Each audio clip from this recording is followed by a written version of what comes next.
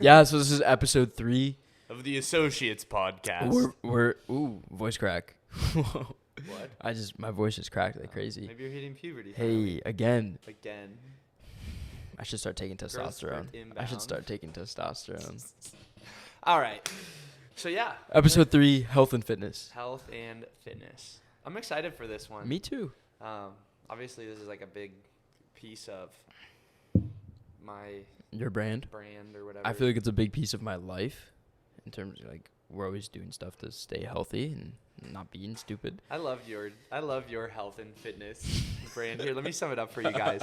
You ready? I'll give you the Nick Rogers playbook right here. Let's hear it. It's push day, 3 days a week. The most No. It's actually not. The most broed out push day of all time. You go in and there's no like rhyme or reason. It's just like, okay, we're gonna hit this chest exercise for like 4 sets of 40, and then we're gonna hit another one for like 2 sets of 60. It's just not true. And then you like to exaggerate. And then the meal. But fair enough. And then the only meal, it's just one meal. This is the diet, is beef, sweet potatoes, and asparagus. Like actually, I haven't had asparagus in a long time. Wow.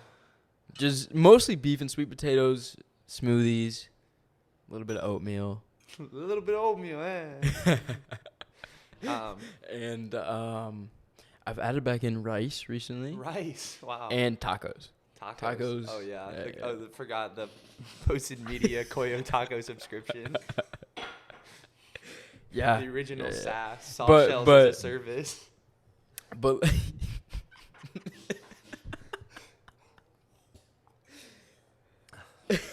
so let's jump into the meat and sweet potatoes, huh?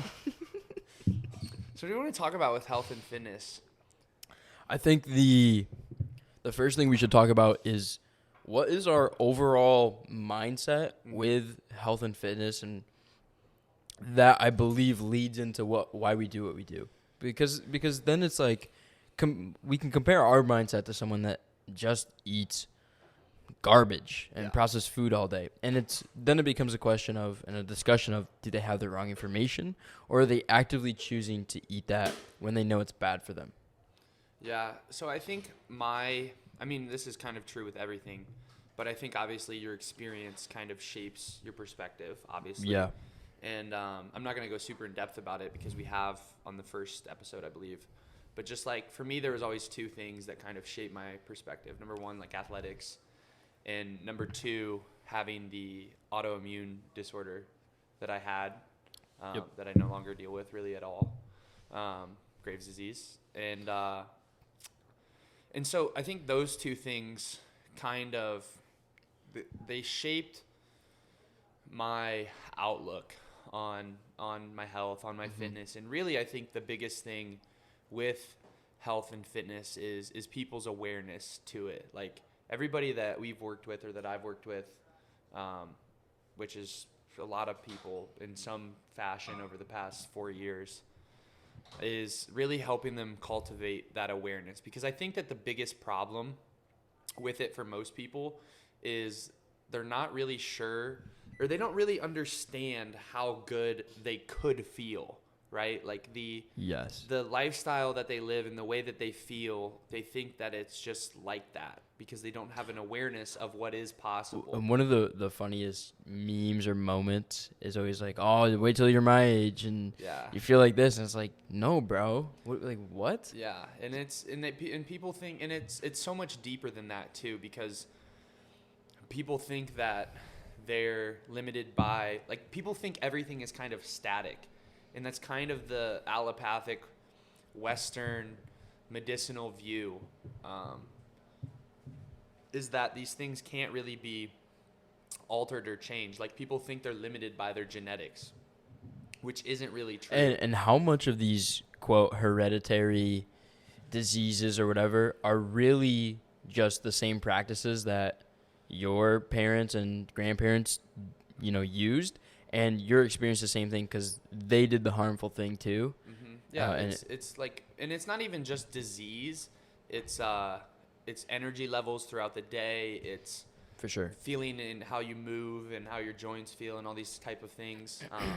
It's like most people have like chronic low grade inflammation, for sure, like all the time.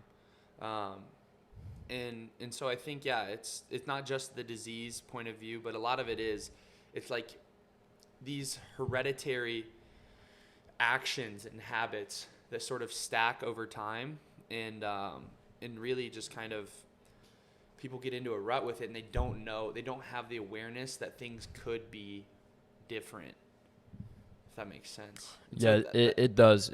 And I can give an example of it because, so I feel like I kind of missed out on 2 years of muscle growth in 2020 and 2021, and I'll explain why. 2020, the whole gym shutdown thing happened and whatnot, and I was in New York, so most of the year it's kind of shut down. And I wasn't able to get the lifts in that I really wanted to. There's nothing. I had like a kind of home gym in the basement, whatever, but it wasn't anything crazy. But then near the end of like 2020 and going into 2021, I experienced an issue, like bowel kind of issue, and it was causing tons and tons of acne, like crazy amounts of acne all over my forehead and whatnot. So that's where I really had to switch up a lot of my diet. So things like a lot of grains, bread, pasta, whatever. I'm Italian. I grew up eating pasta. It's just part of the lifestyle. A little bit of marinara sauce. Yeah, but I had to eliminate all of that because it would just cause really bad constipation, and then acne would go crazy. And that definitely messed with the gains in the gym because I wasn't feeling good, wasn't lifting properly at the time. So I feel like I missed out on 2020 and then 2021 where I was really getting that under control and fully figuring it out. And that's why we talk about more of a limited diet, the beef and the sweet potatoes, because it doesn't cause the inflammation, it doesn't cause the issues, and it is healing. So that is kind of where I have that perspective of that's my experience. My goal is to get big in the gym. That's really kind of my main focus, and we talked about the workout as well. Yeah. I think your goals are different. I think your goals are more athletic focused. Yeah. I mean, I'm still like going to be big and strong. Yeah. Continue to be big. I'm going to do a steroid cycle. So Got that. But not right now. Maybe in like a year-ish or so. But yeah, for sure. That's just gonna happen. Why not? Because you could just work hard and I could. And I'm gonna go and try to reach my genetic potential, and then I'll do it. And also, I at least for me, and I think the risks of it are a bit overstated, especially for like if you're running like tests or something. I don't know. I don't think it's as bad for you as like the mainstream view on it is a little bit skewed. I don't want to mess with any of that because one, I don't think I need to, and also I just don't want to do anything hormonally before I like stop having kids. So that's one worry that I have, and probably the main reason I wouldn't do it, and because I say I will do it, but You're kind of me, mean. To a degree, but until I do it, it's not happening, and that is a worry that I have is what's more important to me, getting bigger or muscles or having tons and tons of kids. Yeah. It's way more important for me to have tons and tons of kids. And I also too I've been like as jacked as I want to be. Not right now, but like maybe like end of 2020 or like freshman year of college sort of deal. I was just like 220 pounds, like a bit leaner than I am now. Yeah. Just really strong, and it's just like after a certain threshold of getting big and strong, it's just like, okay, like this confers no benefit to me other than like male attention. Sure. And I just don't fucking care.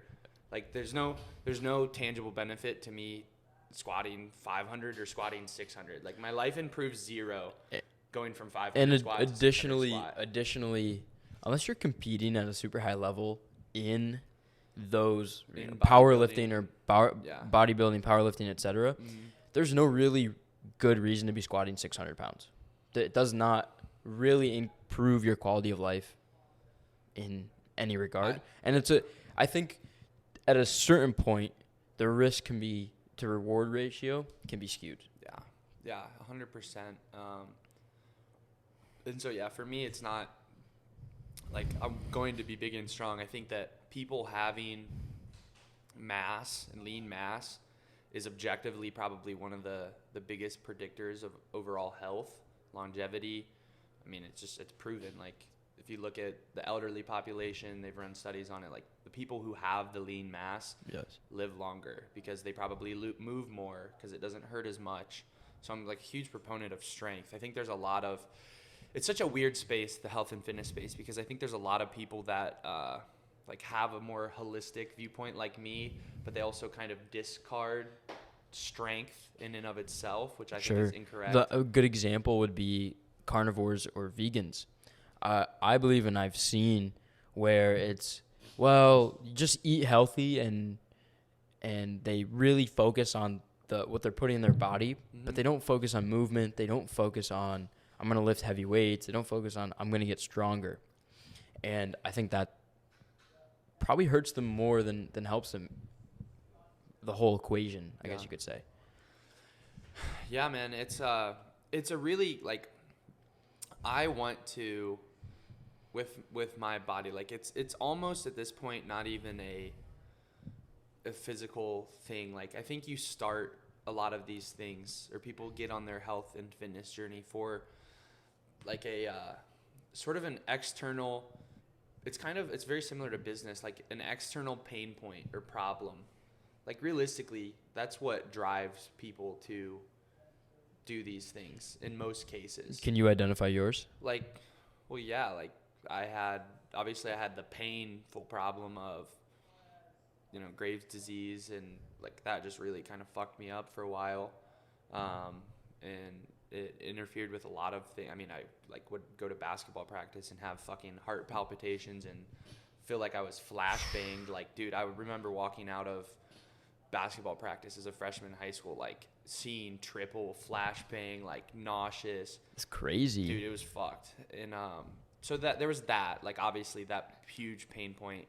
And then, but you mentioned like acne, or even just like for me, from my athletic experience, just like the status sort of thing of wanting to be a better athlete. I think a lot of guys like do shit like this to look better, get more girls, like that kind of thing. For me, when I started lifting, it was like, dude, I need to keep up in sports. Yeah. First thing, and I'm short, but I was tiny at that point in terms of my muscles. Like I had kind of lifted in the past, I'd kind of done stuff, but I wasn't eating enough. I wasn't doing it right. So that's why me getting in the gym was the first thing, and that was the first kind of, this is why I do this, and it's really stuck with me for the last 6 years. And then the second thing was the stomach issues and the acne, where I changed the diet. And to me, I kind of like to combine I'm like more of the bodybuilder, whatever type of lifestyle. I'm not a bodybuilder, but that type of. That's how you enjoy training. Right. That type of stuff, getting the pump, getting bigger, with the holistic side of, I'm not going to put garbage processed foods into my body because it doesn't make me feel good. Yeah. I'm not going to sacrifice my health and feeling good for the gains, because I absolutely could, but it's just not of interest. Well, to I think we both did that early on.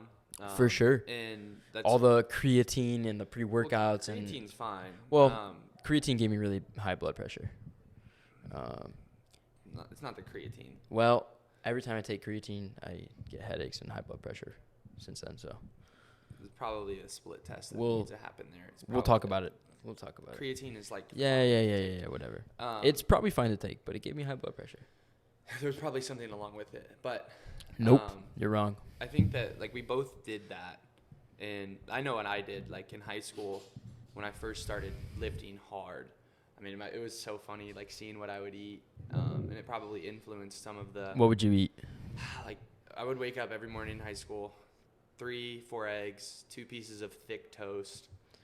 Was it quality eggs and toast, or is it like medium? It wasn't like that's Costco bulk eggs, but it wasn't like what I eat now. That's how I was. And then during the whole lockdown thing, I was just getting bulk eggs from the local Wegmans. And I don't know if anyone knows really what Wegmans is. If you're from the Northeast, you do. But grocery store. Yeah. But it's the best grocery store ever. Okay. Anyway. Much better than Whole Foods. Anyway, those bulk eggs, dude, they were not good. They were like just really low quality. But also too, like I don't think people should shy away like eating the bulk, because I think eat the bulk eggs over the processed Pop-Tart. Yeah, 100%. So I would eat that, and then I had to have a packed lunch. So I would get to school first thing, rip like a huge bag of Chex Mix, Cheez-Its, like maybe a string cheese. Next period, I would eat a yogurt and an apple. And then the next period, I would eat my huge turkey sandwich on the thick pieces of bread with cheese and maybe like one or two other things before lunch. And then school lunch would hit, and I would buy another lunch. And then I would go lift at like 2 or 3 after school with the football team. Yeah, but it was just it's Your school ended at 2 or 3? Interesting. Yeah. Mine ended at like 4. Like 2:20. Interesting. Although the last couple of years I wasn't even there. But continue. But so I think overall, to kind of give this some direction, like you start from those external like pain points or problem things that you kind of want to like fix. And somewhere along the lines of doing that, you realize how impactful mentally it is to feel like, because physical improvement to me is the highest order benchmark that you have. You know, it's like, it's something that ties everything together in your life. It is probably the most impactful thing you can do. Like, I really believe in the effect it can have in your life, because when you do that and you do the right things, how good you feel mentally, it basically just unlocks any barrier to, and you know what I'm saying? I would also say it plays a role in business really like a lot for us. Because I want to touch back on the high school thing for a second, because I remember eating so morning like 6 eggs, but I would bring 2 sandwiches of P28. P28 was this high protein bread. It's got like 14 grams of protein each slice. Okay. So I had 4 slices of those with peanut butter, this sugary processed whatever peanut butter in there. And I was putting that down. Seed oil. Yeah, I was putting that down before lunch, eating lunch, and then having another lunch afterwards, and then going to the gym. And it was all just a year of that straight compounding was just not good for me. And I know I didn't feel good. Mm-hmm. Like, it was hard to shit because there was so much protein. And then I'm just like a high schooler, like trying to get big, and it kind of plays on the quality of life aspect you're talking about, where don't sacrifice. I think the biggest thing is don't sacrifice your quality of life to achieve some kind of gains or whatnot, because the mental clarity that comes from having good health and fitness is far more beneficial. Yeah, and I think that having that clarity and like confidence and just overall the place it puts your mind in when you're like, because so many people, like I feel like, have these problems, especially now. Like, so many of these problems aren't real. And like what? Like, I mean, I don't want to like come off super douchey, but like, people have all of these things, like, for example, like, let's say anxiety, right? And it's not, or even any health problem, like, people just look at it as like this static, just like burden that's placed on them, and they just have to deal with it.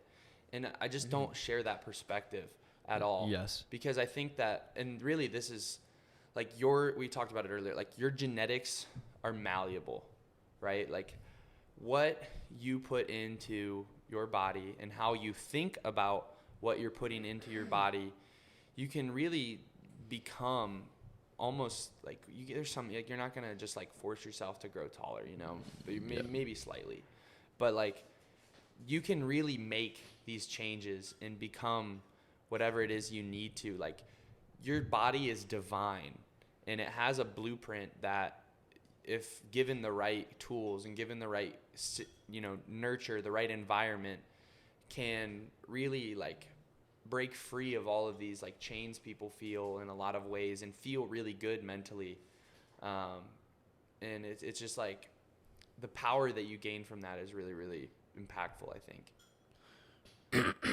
Sorry, I keep clearing my throat. I just got something stuck there. But yeah, 100%. And let's kind of touch back on the anxiety part, because I always wonder, is it with modern society that, because obviously cases of these things are increasing, depression's increasing, anxiety's increasing, things are increasing. Is it a case of you're being told that you have this, so you believe you have it? Because belief's also a powerful thing that we can talk about. Belief is the biggest that plays into health and fitness. Yeah. But is it a belief that you have it because you're being told that you have it by a doctor, or do you actually have something going on that needs to be solved?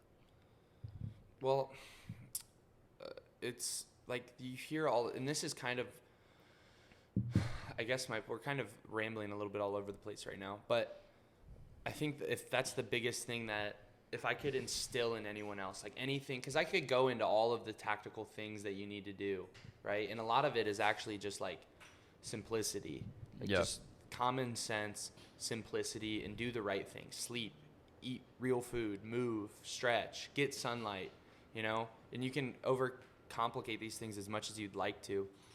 But if there was anything that I could, if I could give someone anything, it's the belief that their body and their mind has the ability to transcend these, because even with, like, for example, the anxiety thing, it's people, like, you hear people, especially too, like with the big mental health push, and I'm all for mental health, right? But of course they say it's like a mental health push. Oh, you have a chemical imbalance, here's your Lexapro, you know? And it's not like a chemical, you don't have permanent chemical imbalances. The chemical imbalances are made every single day.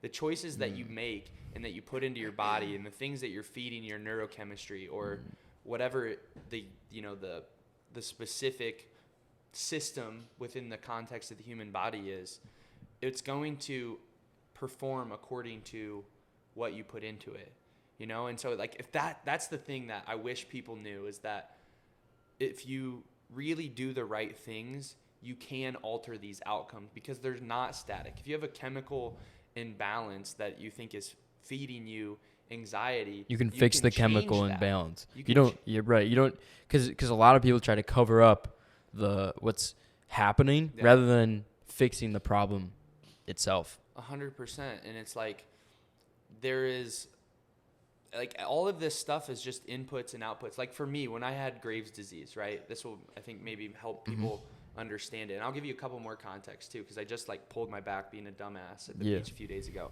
So, like, when I had Graves' disease, right, you go in, like, I'm having all these problems, and acutely Western medicine is great for that, right? I go in, I get put on a thyroid, or hold on.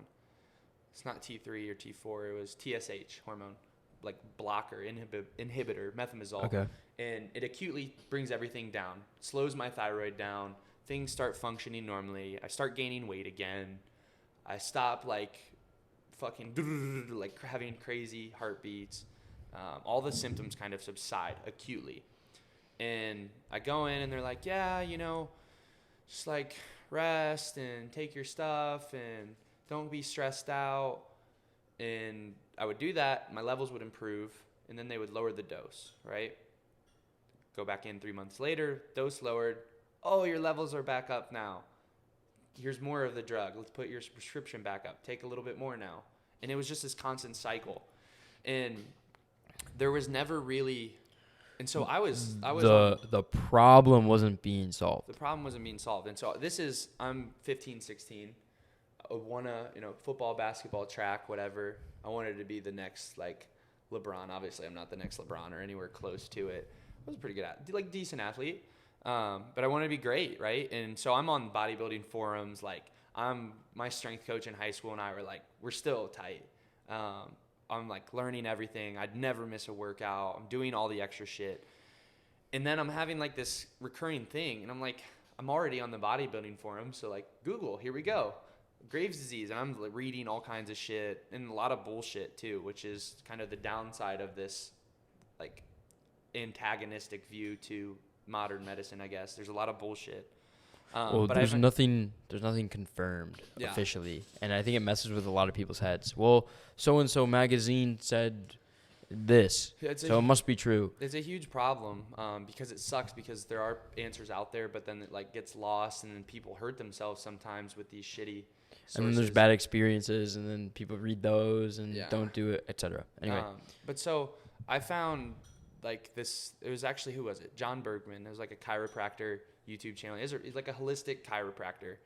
But he just broke down, there's a video about Graves' disease and just kind of broke it down like, okay, what is actually influencing, what are the inputs that lead to thyroid hormone being produced, right? And basically, so without getting super biochem nerd, like I was not probably deficient in iodine. To metabolize iodine, you need selenium, and then tyrosine like kind of stabilizes all of it, stabilizes like TSH, T3, T4 production. So I started taking all that stuff, and it really helped. Didn't cure it permanently though, but then you start reading about like all this stuff with like your gut and things being put in, and so then I started pulling away like processed food. I started pulling away like iron fortified grains, started pulling away these things, and it's like, wow, like magically kind of getting better. Like, and then you realize that at that point, were you on the doctor's, prescription still? Yes. Like a little bit. Okay. And then as I kept pulling things away, I just like was taking a little amount, and then I was just like, all right, whatever. Like, I don't think I need to take this. Like, I feel pretty good. And also too, there was a lot of like, I think like this is how I think about health and fitness, right? Like no matter what, you have a system, right? You have a system that functions within the context of how it does. You need nutrients or inputs like sunlight, movement, mechanical stress, if it's like a lifting context, and you put those inputs in and give it the right sort of environment to thrive, and then you get your outcome, right? And a lot of people just like don't account for the stressors on that system. Like, for example, looking back on it, when I had Graves' disease, like I was a 9th grader who, was like, I would drink Red Bull or like, dude, we were such idiots. Like I would drink Red Bull or put like a 5-hour energy in a Red Bull so I could like play video games with my friends when we didn't have sports and stay up all night, right? And that's like a huge stressor. And they don't like, obviously they'll say like, oh yeah, get your rest. But when you're like a 15-year-old, like get your rest, it just sounds like parents chirping. Like it doesn't really matter to you. But when you start to understand that everything is an input, you start really taking account for it all. And then you can start making really meaningful changes. You know what I mean?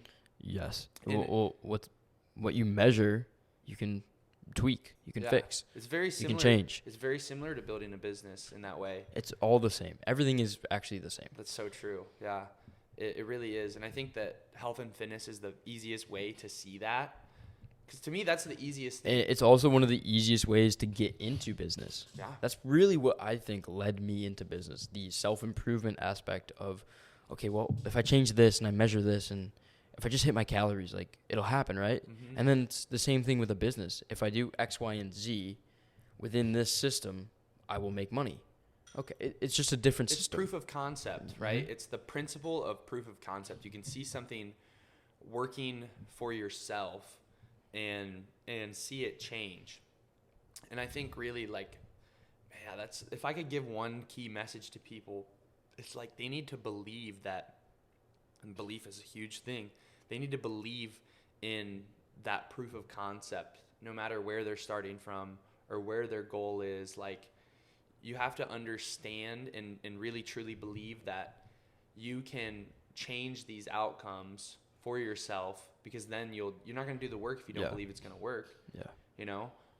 And it's like, to give you another context, I haven't really been deadlifting at all in forever. Went to the beach.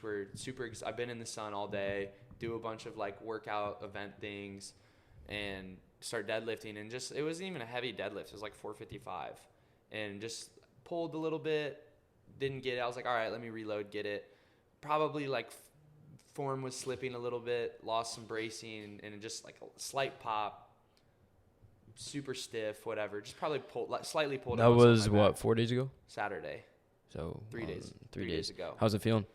I mean, it's a little stiff, but it's really interesting too because I'm like the whole time, like this whole weekend, and I was relaxing, just like kind of took it easy, smoked a little bit of weed, just hanging out. But the whole time, I'm like aggressively aware of it, right? And thinking about, okay, what actually caused this problem? Like, what was the input? The input was that my lower back, like the spinal erectors, had too much of a stressor on it than they were prepared for, right? How do you alleviate that stress? You take some of that mechanical muscular tension, put it back into your glutes, you put it back into your core, you expand the rib cage, you let the lower back lengthen and relax. And I've just been stretching the whole time, and it's like when I say stretching too, there's a lot of it's almost kind of like a lift. Like, to me, lifting and stretching are the same concept. They're the same thing. Like, you have to have, if you're going to be in a stretch, you have to have strength within it. And if you're going to, have strength, probably good to have the range, because it's like we move, right? So there's oscillation there. And yeah, it feels really good because you can identify the inputs, you tweak them, and you get a different output. Yes. And it's I'm glad you're feeling better. Thank you. I appreciate that. Good. I think we just went on a pretty lengthy rant to start this. Yeah, let's pull it back a little bit. We talked a lot about inputs and outputs. We talked a lot about our experiences to a degree. I would love to be able to answer the question of someone out there, beginner, skinny, whatever, eating bad food. What should they do? But I think it's a tough question to answer because I think everyone has different goals. Some people want to be more athletic. Some people want to train to be a runner. Some people want to go and put on tons and tons of muscle. How do you think someone listening to this in general is going to get the most value out of this? What can we give to them in a very structured manner that isn't a rant? Because people can definitely pull some value from what we just talked about. 100%. But it's a little bit all over the place. Yeah, it's a little honest for sure. Okay, so I really like that you brought up the specificity thing, like the goal.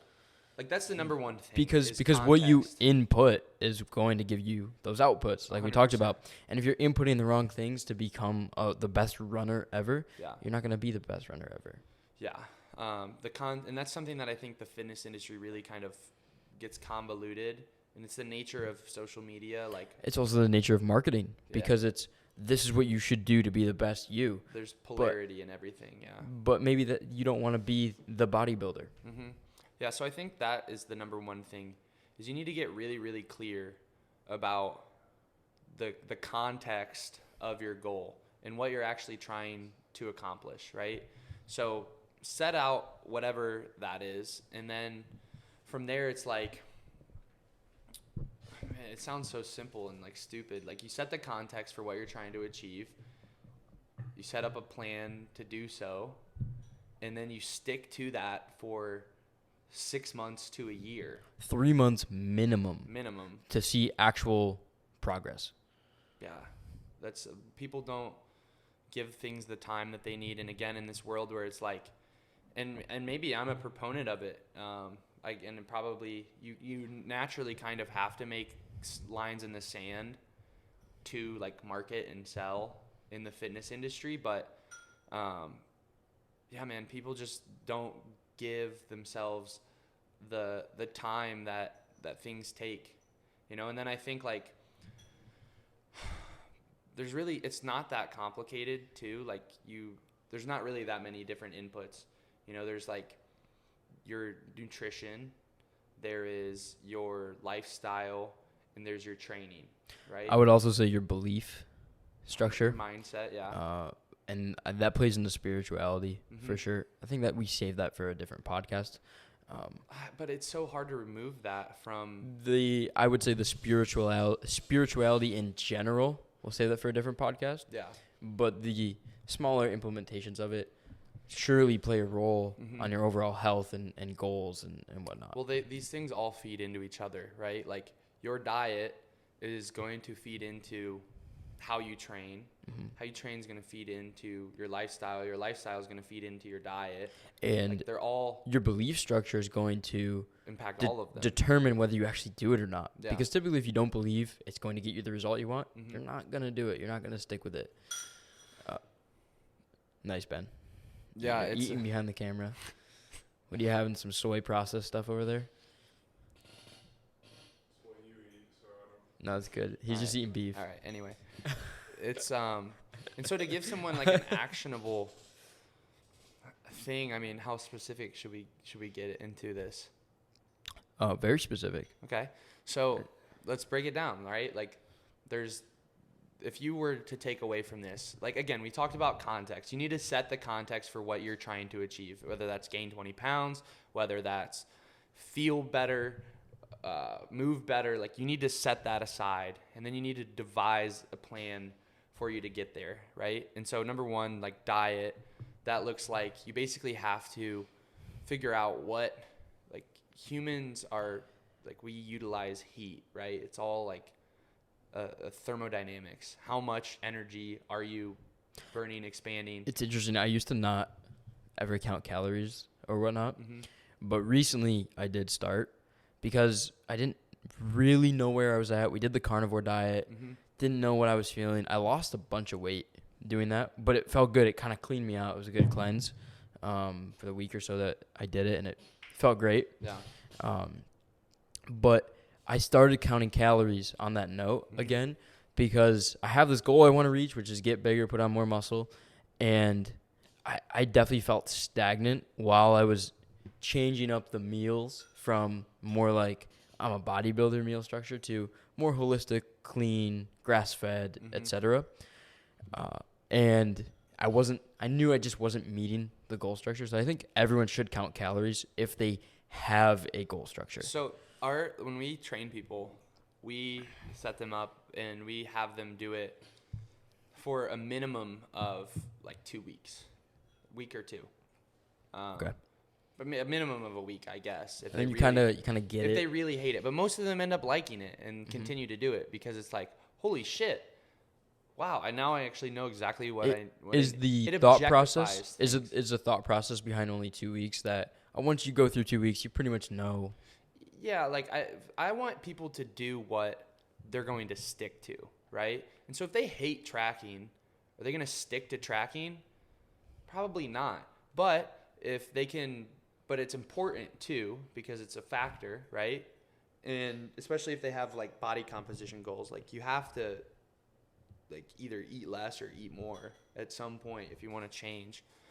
But after 2 weeks, they can start to build this like intuitive process where they know, okay, like I've eaten 2 pounds of meat today, like probably hit my protein goal, you know?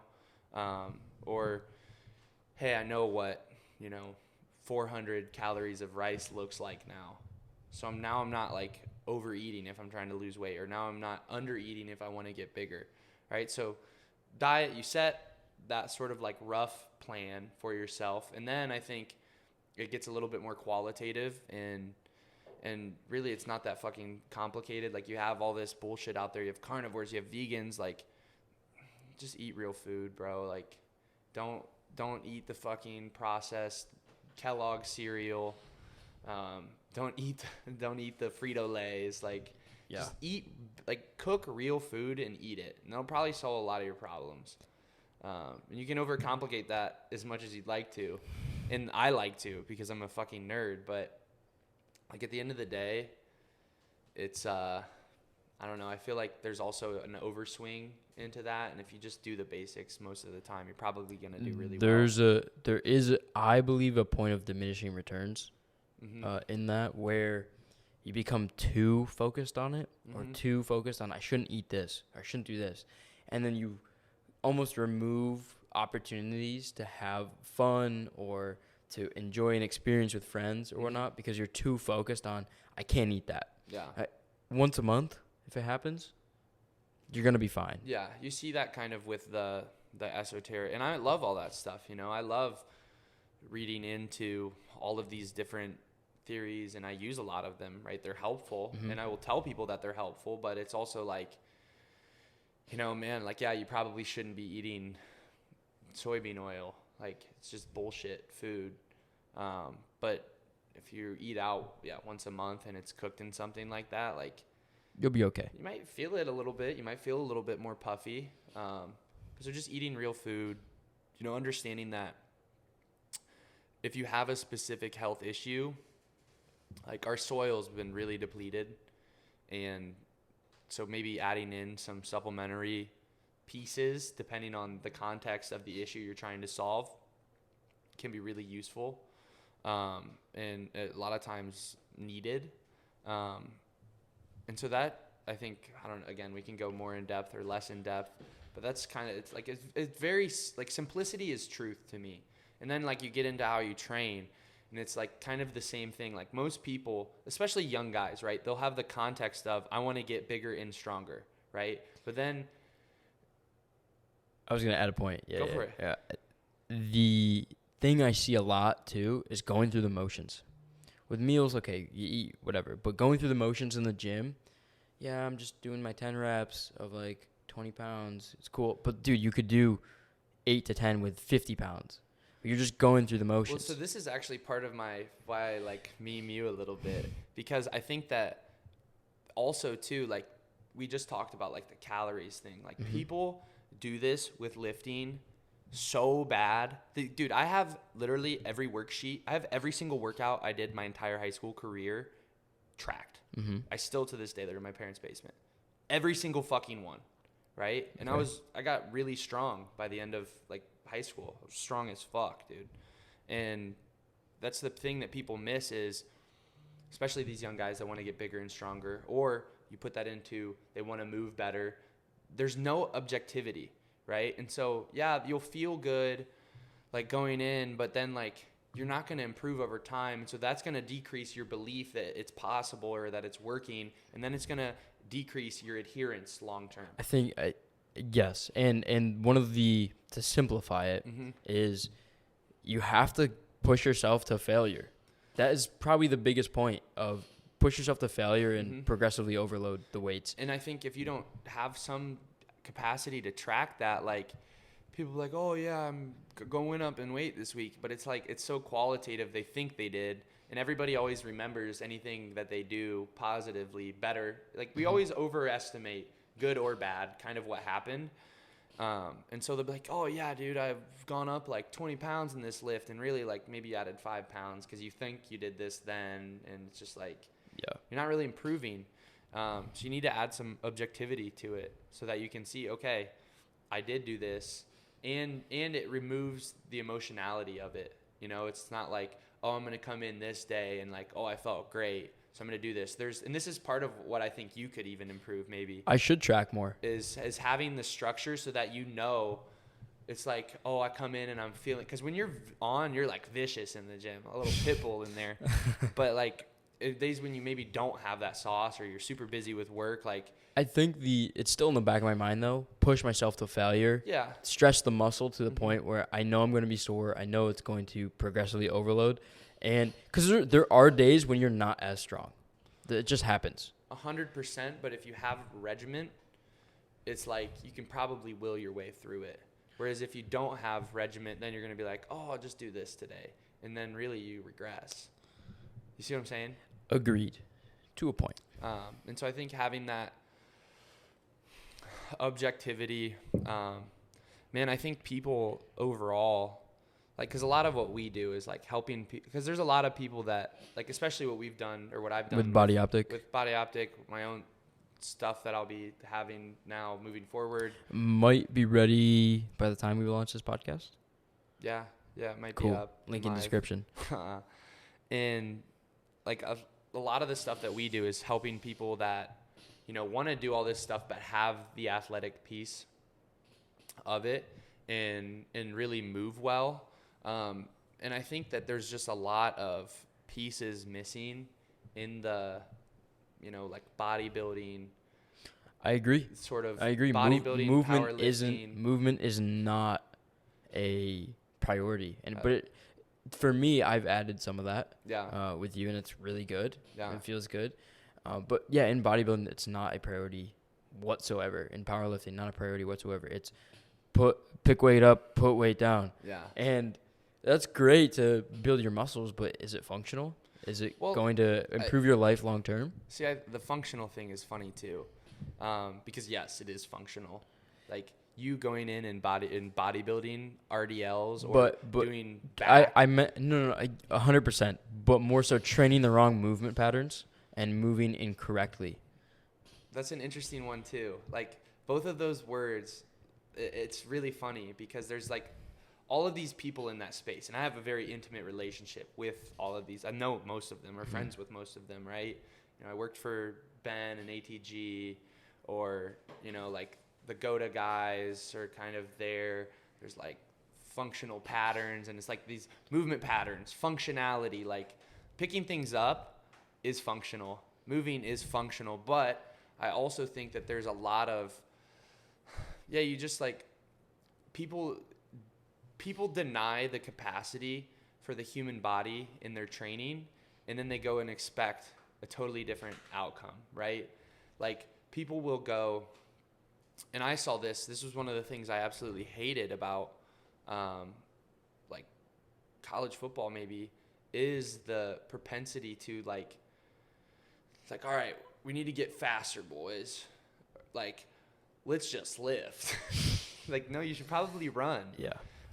Or train like jump training or something like like that. Something a little bit more contextually relevant to what you're trying to achieve. And I also think that there is a massively underrated like qualitative context to what you were doing with how you move, right? Like pulling, like for example, most people don't understand how much like their tongue impacts what they're doing, right? Like if you press your maxilla up, you open the airways, now your rib cage can decompress a little bit. You start getting a little bit more of a connection to your feet. There's just a lot of like esoteric, I don't know, like postural and movement stuff that I think really makes a difference that people don't do, and I think maybe you should incorporate a bit more of. And a lot of it, man, is like kind of just, again, playing. Like we don't do these things anymore. Testing, because most people know the basics. Mm-hmm. You pick weight up, put weight down. Yeah. But the extra stuff, like you're saying, the little things, it's almost like you have to discover them. Yeah, 100%. Because nobody talks about them anymore. Maybe thousands of years ago they did. I think discover them is the perfect word, because it really is like if I'm going to work with someone, I try to leave them with a kinesthetic awareness. You know, they can feel their body and gather some sort of feedback off of that then empowers them to go and do things that are going to be beneficial long term. And really just like understanding that, if I could like boil it down into maybe like a sentence, philosophy is like prepping yourself for any and all demands of life, or that life may place on you, and becoming resilient and strong in them, right? So like I don't want to give too specific examples because I don't want it to get like crazy, and I feel like I'm already kind of rambling. Let's kind of pull back to I want to talk about two other things. Yeah. Let's talk about firstly what we would do if we were starting over, like what I would do a little bit differently with the knowledge I have now. And then the second thing is I also want to talk about like balancing the enjoyment of life. We've touched on a little bit here, but balancing the enjoyment of life with being hardcore on health and fitness. So that first point, what I would do if I had to start all over. Yeah. One, I would stay away from. I'm going to fill up my water too. Keep going. Sure, go for it. First thing I would do is probably stay away from macros only, and stay away from, okay, I'm just going to eat this cereal because it fits my macros. I'm going to eat this chocolate because it fits my macros. First thing I'm going to do is, sure, I'm going to try and hit those to get the right calories in, but Everything good, Ben? Cool. I'm gonna try to fit those macros in the right way to, make sure my calories are good. But I'm also gonna eat really, really good quality foods. I'm gonna eat the grass-fed beef from the start. I've been doing that for the past 2-3 years, but I'm going to do it from the start. I remember back in high school, my mom would always, eat your grass-fed, get your organic, blah blah blah, and I was like, don't worry about it, Mom. I'm gonna get the cheap beef. It's the same thing. It's just protein, right? Yeah. But it's not just protein. It's about the quality that you're consuming as well. Mm-hmm. And if you have to choose between eating a low quality protein and egg, like ground beef or whatever, or an egg. Yeah, if you're 19 and you don't have money, get the low quality beef. Get the low quality beef. Don't get the cereal. Don't get the Pop-Tart. Don't get the pizza. Garbage pizza. Yeah, Ben. I'm playing with you, but Krispy Kreme Commander over there. Yeah, I look over the other day. Yeah, you have an order here. Okay, cool. And my boy Ben pulls out 24 Krispy Kreme donuts. I was shocked. Not that that's a bad thing. It's good to enjoy donuts. I like donuts. Mm-hmm. I'll have them once in a while for sure. I know you do. But that's what I would do. I would have my goal. I would lift hard. I would push the limit in terms of I would focus more on progressive overload. I would focus more on going to failure because that's only something I've really grasped in the past 3 years when I've been training for 6 years. Mm-hmm. So I would have done that from the beginning, and I would have ate really, really clean quality foods since the start, and I probably would have reached my goals a lot faster. What would you have done or changed and made different? Yeah, I think overall, knowing what I know now, if I were starting over, and honestly, I feel like a lot of times you are starting over. We are starting over. We are doing. Sure. When you have a realization. You every day you start over. The clock kind of resets, and you are what you do. You can't just you can make money and then live off the money. You can't make health and then live off the health. You have to consistently make the health, right? So I think we are starting over, and it's what would I do better tomorrow? Mm-hmm. What would you do better tomorrow? I think that again, it's the more I learn about this stuff, the more I revert back to again just simplicity.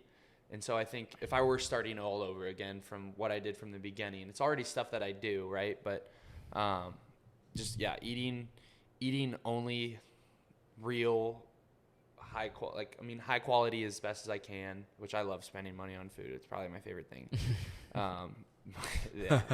My expense sheet at the grocery store is fucking retarded.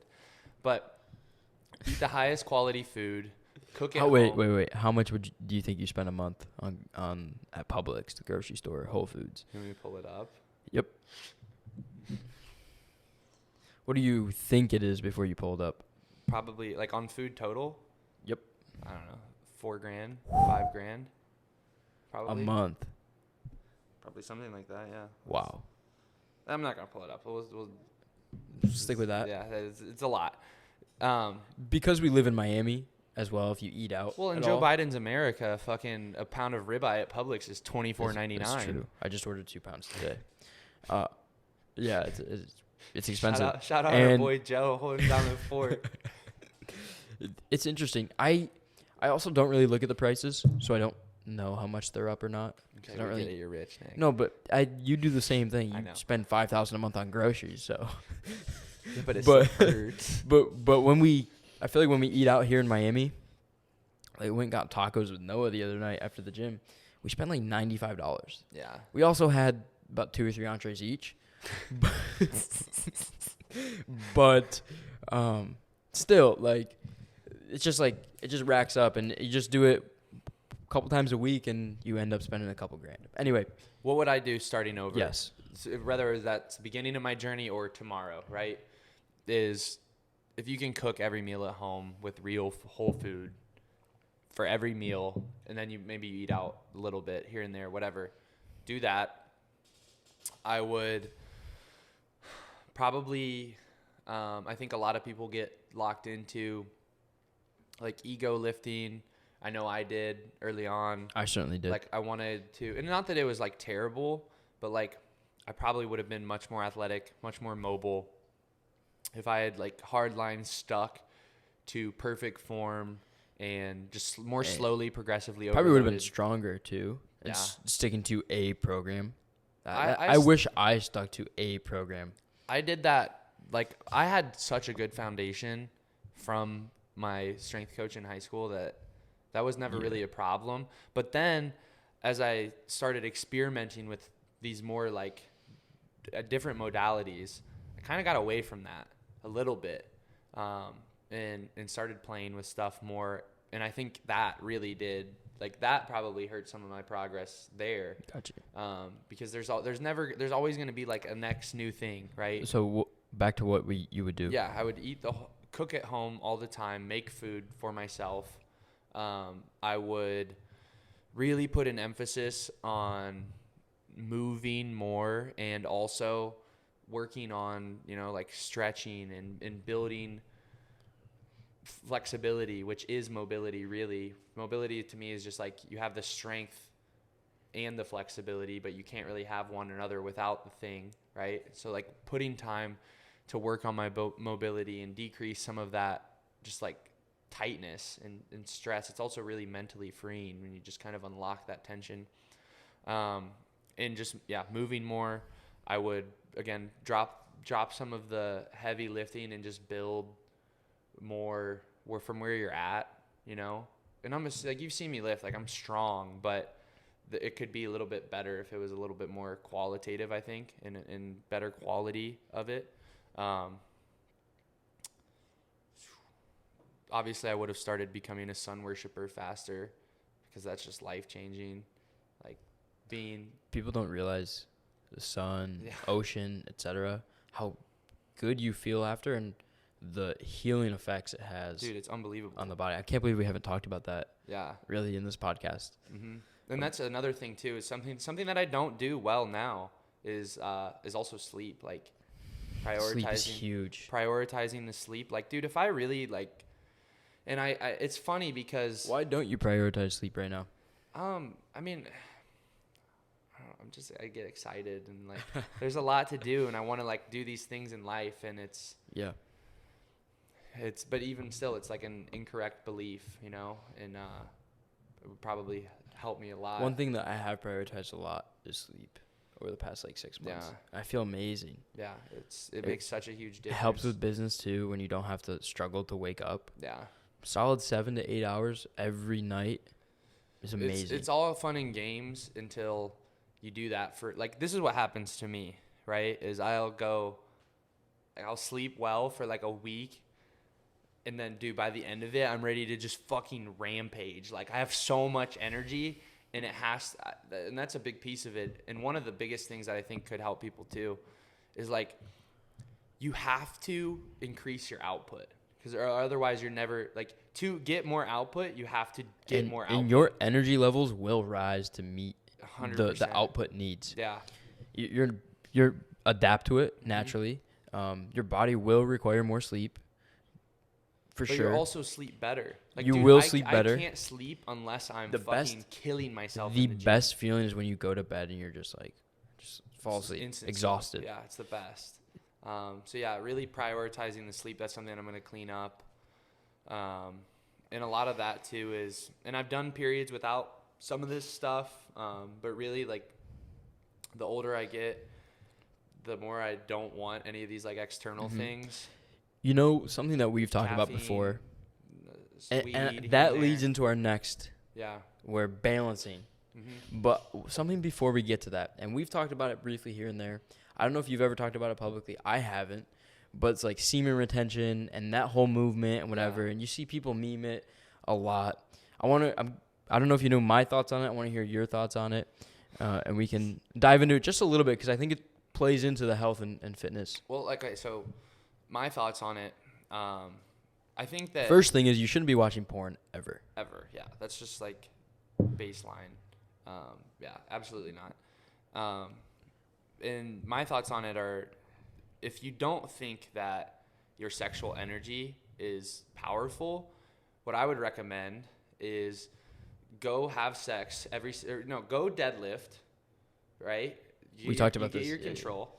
and then go have sex twice a day for a week. Do your deadlift test again. See where you measure out. I would be willing to bet it's probably going to be less. Agreed. And then don't have any sex or any of that for a week and do your deadlift test again. And I'm probably going to bet it's going to go up, right? It's like, it's a real thing. I think it also like, it definitely gets turned into like something weird by guys that like really just what they need to do is like get a haircut and maybe like lose some weight and say hi to a woman in real life. Yes. And so there's that aspect of it too. But it's a good start. I think with a lot of these things, you find these like discipline to me is very binary. And so I think it's helpful for people like that. Like you, once one of these things starts to fall off for a lot of people, like the next thing falls off, you know? You wanted to go to bed on time, but you stayed up till 3 a.m. because you were on your phone. Then the next morning you wake up and you're a little bit tired. And so maybe you run a fucking energy drink, right? And so that's kind of put some stress on you. And then at the end of the day, you're like a little bit wired but tired because you had the energy drink and you didn't sleep. And then you want to, I don't know, you just put yourself in disadvantageous situations. And so I think for maybe some of these guys that have like a problem with it, it can be useful to just like maintain their discipline. I don't know. But overall, I think it definitely... I think it leads into the spirituality discussion a little bit too. I think you should definitely cultivate your sexual energy. 100%. Like, 'cause there's but you shouldn't be weird about it. That's the thing. Well, that's the differentiating factor. Is like if you're always like, well, I can't have sex and I can't come. I have to retain. No, like I feel like that's a little bit too extreme. It has to flow within the balance of life, and you shouldn't outwardly try to give away your sexual energy, which a lot of people do because they watch porn and they jerk off and they just lose their sexual energy every single day. Yeah. And they waste that energy instead of putting it into their work, into their fitness, into themselves, really. Right. Yeah. So you should definitely do that. What was your second question? And then, so to finish that, I think that leads more into our spirituality discussion. We can talk about sexual energy in relation to God and religion and all of the higher powers, etc., in a different podcast. Mm-hmm. But the next point I wanted to talk about before we finish the podcast, because we've been going for a little bit, is really the balance of life and balancing the parties and going out with friends and drinking and doing stupid things like not getting sleep and whatnot, staying up all night, Logan, and with being very healthy, being at the top of the game in terms of fitness. My view on things is consistency throughout in general is going to get you the result you want. Yes. As long as you have the proper balance and meet your goals every other day, out of 30, you're going to be fine. You're going to be good. It's kind of just like the eating out thing. Mm-hmm. One thing that I have found that I don't want to compromise anymore is my sleep. Mm-hmm. Haven't been going out late. Long time. It's really tough to do if you want to be social like that. It is. Miami. It's a late city, bro. Dinners are okay, and that's cool. It doesn't pop off till 1 a.m. I know, it's crazy. But the 3 a.m., the 4 a.m. stuff, I can't do it anymore. Or at least where I'm currently at, I just don't want to. I just have no interest. Yeah. And honestly, 3 and 4 a.m. is early. Early for Miami. I've had a good amount of 8 a.m. nights. Yep, I've been there. It's my outlook on it is yes, consistency. I also noticed for myself, like I do all this. I work hard so that I can live the life that I want to, and I think there's been times when I try to eliminate all this stuff.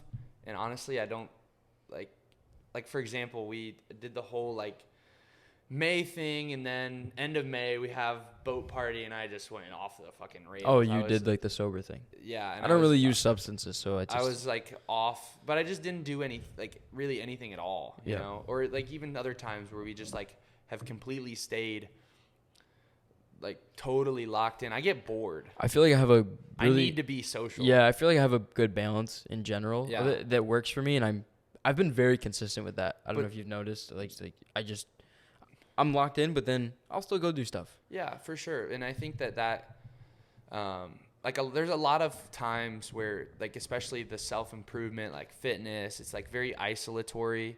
I think you Absolutely. 100% need to have like people around you. You need community. Yes. Like, I think if people had real community, you would eliminate the drug problem in the United States. Probably. I also feel like I've made some of the most progress when it's just been me. Yeah, for sure. 100%. There's moments there that are needed to a degree. Yeah, but dude, if no one was here, well, first off, you have people here every day. Yeah, for the past year, if no one was here for the past year that I've been in Miami, I'd be crazy. No, but dude, I'd be lonely. Even if you were in here, like now you have Ben here every day, Mm-hmm. or whoever, me. I actually prefer working alone typically most of the time. You're never working alone. But typically I do prefer working alone sometimes. And there are plenty of moments when I am working alone. You just don't see it because you're here with me when I'm working. Ben is here every day. Brother, I went to the coffee shop the other day and I worked. When? After the beach. Interesting. Yeah, you haven't been paying attention. Okay, on Saturday. Yeah. Okay, but anyway, the Ben. God damn it, Ben. That's all right. Who was that? We're gonna get Cam. The like if I try to, because I've done it before, right? Like gone months where I like literally was just like, I lived alone. Can't I do was it. working online, like had online stuff, completely by myself, like not doing any of the like bullshit, and it gets very like it's kind of boring to me, and so I think fitting in those things and just making it so that it can be I can go out and party twice a month and it's realistically not going to affect me at all. Correct. And honestly, it'll probably increase my adherence to this As consistent long schedule. it doesn't affect the week after. Yeah, you pool party it so you're not up all night. Yeah, I don't know. Yeah, I think the day stuff is much better in Miami. Yeah. I prefer that. I do too. The yachts and the jet skis, and then you go to a day party and it's cool. Yeah, it's a fun time. 100%. I think it's more sustainable. Well, how do we want to wrap this podcast up? We went all over the place. I know people are gonna like it just because it's just our personalities kind of shining through, and it's just kind of like how we tweet almost is how we talked in this podcast. But how do we want to wrap this up? I don't know. Honestly, I think a good way to wrap it up is if you had one health and fitness thing that was your hill to die on, what would it be? One thought, one opinion about health, fitness, if I etc. only get one, it's be consistent. Whatever you're gonna do it consistently. Because then you'll get data. You'll actually get data back that you can make adjustments from. I would 100% agree with that. I would also add in find your limits and like push to your limits, because a lot of people, like I said earlier, That's a great one. go through the motions, Yeah. but they don't find their limits, so they never really make progress. It's like, yeah, I'm lifting the weights, but are you lifting heavy weights like that are gonna grow your muscles, or are you just kind of there? Yeah. Intensity is a huge thing. I would also tell people to, again, like foster that belief. Like, there's been studies run like the placebo effect is real. You give people. There's a story you've told about a kid in college that used to just eat whatever he wanted. Oh yeah. And his belief was so strong. But what was the story exactly? My buddy Gus, if you're watching this, love you, bro. I haven't talked to him forever, but he believed that if something made him happy, he would just. It was good for you, Yeah, right? it was good for you. So he'd go to like Cane's like 4 times a week, McDonald's like every morning, and he was nasty. He was a nasty receiver. It's true. The placebo belief has a belief has a huge outcome. Now, don't eat McDonald's every morning, but that's your belief in this stuff and having like a just genuinely positive outlook is going to really shape your outcome.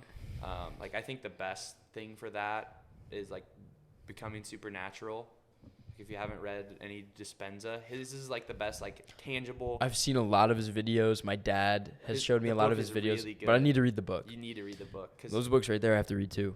Yeah, you got to read that book. Bronze Age Mindset. Yeah, if you want to make a health impact, like I would read that kind of stuff. He gives you like, because he's actually compiling data, like real science behind belief changing the outcome. So I would read that book. Be consistent. Push your limits. Don't be a pussy. Facts. And on that note, that's kind of the end of the third podcast, the health and fitness podcast. Not sure what we'll call it yet. We went all over the place. We'll have to watch it back first. Yeah. But we may have to re-record this. No, I don't think we will. I think we'll post this. Maybe we'll record ones on specific topics though. Like, all right, this is what you should do, or this is what we're doing to build our muscles. This is how we become, more mobile and stretch. This is how we eat to be successful in all areas of life and feel good. Yeah. So on that note, end of the third episode, and our socials are below. All our links are below. Logan's new fitness training is probably below. Yeah, probably by now. I hope you would have it up. And on that note, let us know any feedback in the comments. And fourth episode coming next week. Yeah. I'm so hungry. Oh, thanks, Cam. Oh, grabbing content. Yeah. What's up, man?